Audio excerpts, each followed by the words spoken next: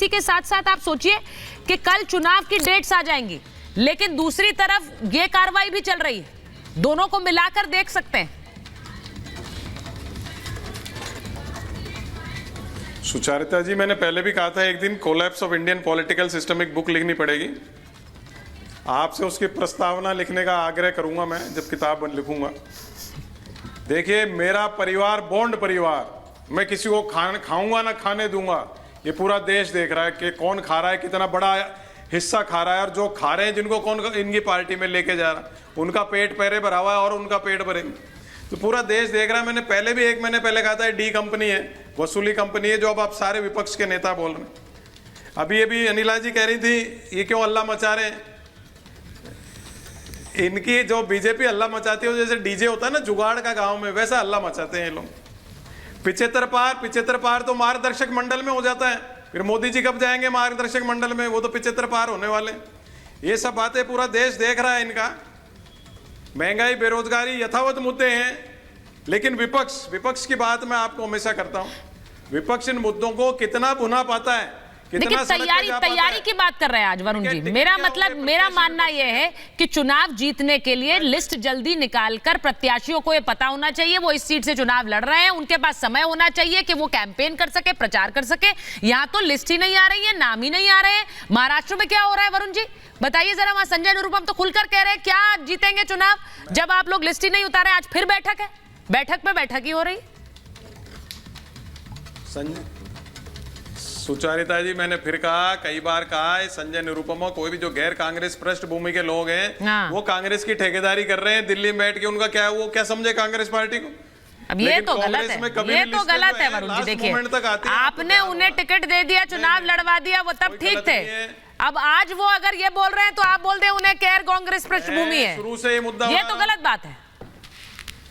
मैंने सभी के लिए कहा है, जितने भी दिल्ली में कब्जा करके बैठे, आधे से ज्यादा गैर कांग्रेस पृष्ठभूमि के हैं। कांग्रेस का इसलिए ये हाल हुआ, प्रत्याशी अच्छे देंगे तो सबसे आजाद भारत की फेल्योर सरकार, पाखंडी सरकार, अब तो सबसे बड़े घोटाले की नोटबंदी से लेकर, मैंने कहा ना बॉन्ड सरकार, मेरा परिवार बॉन्ड परिवार, ये जनता इसको अल्टरनेट चाह रही है, बदलना चाह रही है। विपक्ष इसको कितना बुना पाता है, कितनी विश्वसनीयता अपने प्रत्याशी दे पाता है आपका देश के सामने, वो देखने वाली बात है।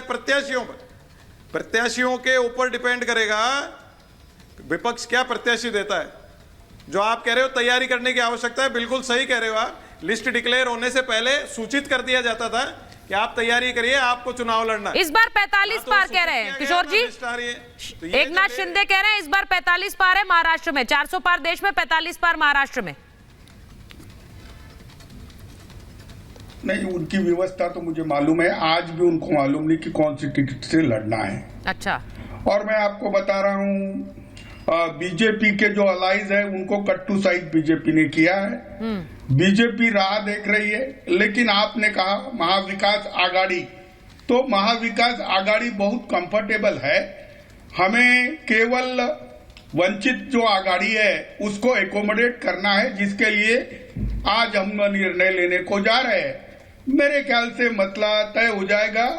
हम उनको 6 के करीब टिकटों पे दे रहे, वो 7 मांग रहे हैं, तो कोई बड़ी बात नहीं है। एक आधी जगह फ्रेंडली कॉन्टेस्ट भी हो सकती है, लेकिन अपोजिशन यूनिटी का जो इंडेक्स है वो करीबन 100% है। फ्रेंडली कॉन्टेस्ट क्या होता है महाराष्ट्र के अंदर किसानों की, जब आप गठबंधन में है तो फ्रेंडली कॉन्टेस्ट मतलब सीधा सीधा ये है कि आपकी सहमति नहीं बन पा रही है सीटों पर, आप तब कह रहे हैं कि उससे दोनों उतर जाएंगे।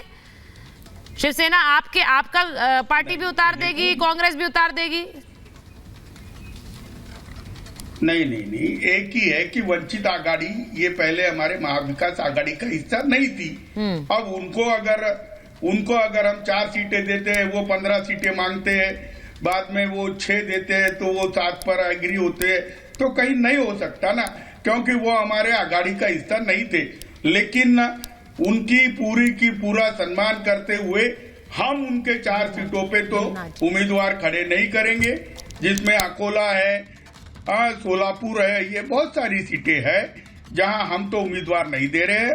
लेकिन प्रकाश आंबेडकर भी अपनी सूझबूझ को रखते हुए, वो भी जैसे हमारी औरंगाबाद सीट में भी वो कहने लगे थे, तो उन्होंने भी समझदारी रखनी चाहिए। मात्र किरकिरी का एक देखिए जगह तैयारी, है। आज मैं बार बार कह रही हूँ तैयारी किसकी किस पर भारी है, आज वो आकलन करने का दिन है, क्योंकि कल डेट्स अनाउंस हो जाएंगी। जो प्रत्याशी, जिन प्रत्याशियों को पता है उन्हें सीटों पर लड़ना है, वो तो उतर जाएंगे। अब अभी मैंने बताया कि समाजवादी पार्टी ने अपनी 6 और सीटों का ऐलान किया है। तारीखों को देखते हुए ही शायद हो सकता है ये लिस्ट कल आनी हो। अब उन्हें लगा जल्दी से हम उतार देते, वो अपनी एक एक करके उतार रहे हैं लिस्ट, लेकिन कांग्रेस में सन्नाटा है और ये नुकसान उन पार्टीज को भी होगा जो उनके साथ चुनाव लड़ रहे हैं। धीरेन्द्र जी, मैं आपके पास आऊं, एक बार बड़ी खबर बता दूं कि थोड़ी देर में नीतीश मंत्रिमंडल का विस्तार होना है। 21 विधायक मंत्री पद की शपथ लेंगे, जेडीयू से 9, बीजेपी से 12 विधायक मंत्री बनेंगे। तो ये खबर हमारे पास आ रही है। लेकिन धीरेन्द्र जी, पेच तो हाजीपुर पे फंसा हुआ है, और हाजीपुर पर ऐसा पेच फंसा है कि एनडीए छोड़ने की बात कर रहे हैं पशुपतिनाथ पारस। क्या हो रहा है? देखिए, पशुपतिनाथ जी क्या कर रहे हैं, नहीं कर रहे हैं, ये तो बेहतर आप जानती होंगी। मैं इतना ही कहूंगा कि जब पद मिला किसी को, न उसने बिहार का सम्मान किया, न उसने परिवार का सम्मान किया हो, तो कैसे वो सम्मान के हकदार हो सकते हैं। बहरहाल मैं उन पे जाना नहीं चाहता हूँ, वो क्या बोले हैं नहीं बोले हैं वो जाने। हम लोगों की पूरी तैयारी है और एनडीए 40 की 40 सीटों की तैयारी पूरी करके बैठी हुई है। यहाँ तक कि 40 सीटों की तैयारी हमारे नेता आदरणीय चिराग पासवान जी ने आज से 3 महीने पहले ही पूरी कर ली है। एक एक बूथ पे हमारे कार्यकर्ता बैठे हैं और अब कल तारीख का ऐलान होना है, हम स्वागत करने के लिए तैयार हैं। और पूरा बिहार इस मूड में है कि अब की बार 40 के पार, इसमें कहीं बिहार में कोई दिक्कत नहीं है और बहुत स्मूथ तरीके से सब कुछ संपन्न हो रहा है। ये हम लोगों की तैयारी इसलिए है कि हम लोगों ने नरेंद्र मोदी के साथ में डायलॉग सिर्फ नहीं किया है, डिलीवरी किया है। हम लोग इसलिए तैयार हैं और शिष्टाचार के साथ हमने राजनीति किया है, भ्रष्टाचार के साथ में राजनीति नहीं किया है। कुल मिला के कहना यह है सुचर्चा जी कि राजनीति मुद्दों पे हमने किया है और राजनीति का मोदी जी के समय में मॉडिफिकेशन हो गया है, जिसको विपक्ष के लोग समझ नहीं रहे हैं। तरह तरह के फिर वही नैरेटिव लाना चाह रहे हैं, चौकीदार वो नहीं। अब ये तो बात सही नहीं है। अभी देखिए, संजय निरुपम की बात पर किशोर जी ने कहा कि ये तो हमारी पृष्ठभूमि वाले ही नहीं थे, इसलिए इनके बारे में क्या बात करना। तो पशुपति पारस तो शुरू से एनडीए का साथ दे रहे थे। अब एक तरह से सवाल तो ये पूछे जाएंगे कि उनको क्यों हाशिए पर डाल दिया आपने। ये सवाल तो पूछा जाएगा, बीजेपी से पूछा जाएगा, अनिला जी जवाब देंगी। लेकिन हाशिए, क्योंकि तस्वीरें भी मैं वहां से लगातार दिखा रही हूं, क्योंकि थोड़ी देर में वहां मंत्रिमंडल विस्तार होना है। जी कंप्लीट कर दीजिए, फिर मैं काका जी के पास जाऊं।